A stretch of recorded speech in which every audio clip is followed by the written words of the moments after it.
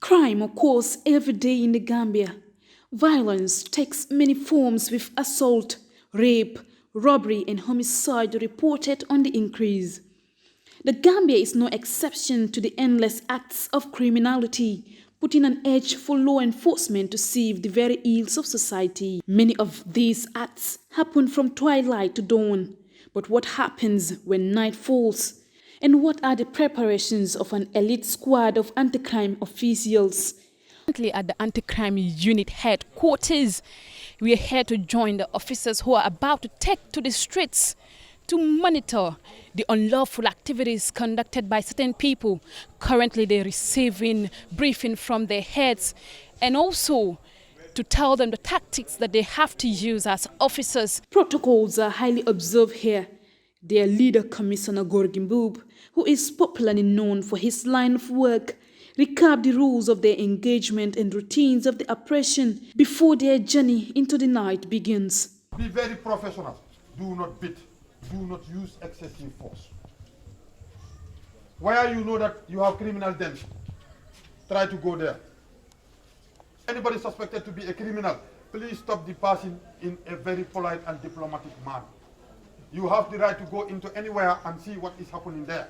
But be very cautious, be very careful what you do. This is the anti-crime patrol team. Officers loaded 2 pickups, some were clad in enforcement gears and others in plain clothes, and some even dressed like ghetto boys. We understand it's an oppression tactic like anywhere else. Now they are about to raid the hotspots on their patrol list. They drove to Manjai and branch to a vicinity identified as a hotspot, where unlawful doings transpire recurrently with purpose. Possible places where objects or illicit substances can be concealed were in every bit searched by the officers. Now to the drunkard scenery. Excessive alcohol intake can be the basis for a prohibited conduct. The anti-crime unit stormed the drunk section to inspect. Some even spewed vulgar words to the officers impulsively, perhaps under the influence of the intoxicated liquid. The night patrol continues to a raid setting where youth converge to indulge in certain illegal actions.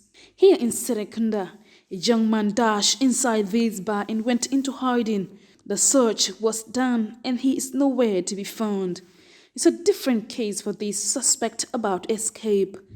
A search was made and a pair of scissors was found in his possession. The team proceeded to a big hideout, a carpentry workshop, but also a parcel of land for unlawful dealings when the night grips its dimness and silence. The anti-crime stormed and surrounded the place. Some escaped, but those who cannot sprint fast enough were caught and taken for questioning. Like the anti-crime unit mustered all the intersections where these young men converge. And also it appears to us that these young men also understand the way that these people work. Before they arrive, they do run away. The chase did not stop here as anti-crime officers continued to search in every nook and cranny for those bent on upsetting the law. These young men were searched and a substance which officers identified as rose tablets was found. Suspected stolen mobile phones hidden in their underclothing were also found. At the Serekunda main Brikama garage, believed to be a midpoint of unlawful dealings in the Kanifing municipality, suspect sporting officials of the anti-crime unit ran off the zone. Having mustered all bands, the officers went further to interrogate and search all the possible places where illicit substances can be folded and hidden.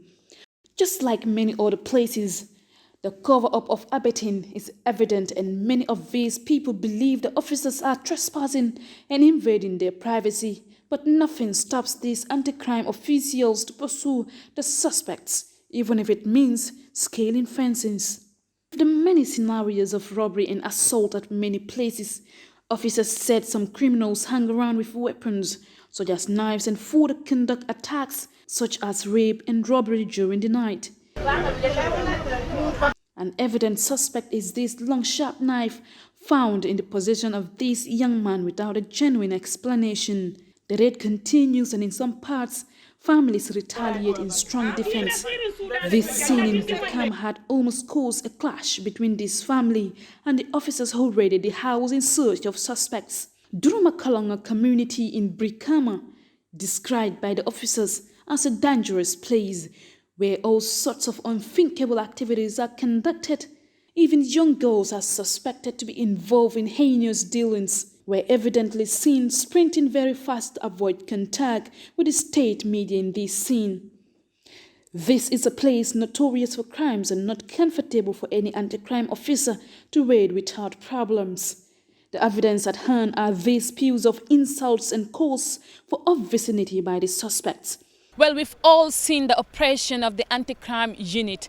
This is a task they have to embark on every day in certain communities and also discourage certain convergences that might bring about crimes in the country. They believe doing patrol every day will contribute significantly in reducing crime rates in the country. Aminata E.Sanyang, GRTS.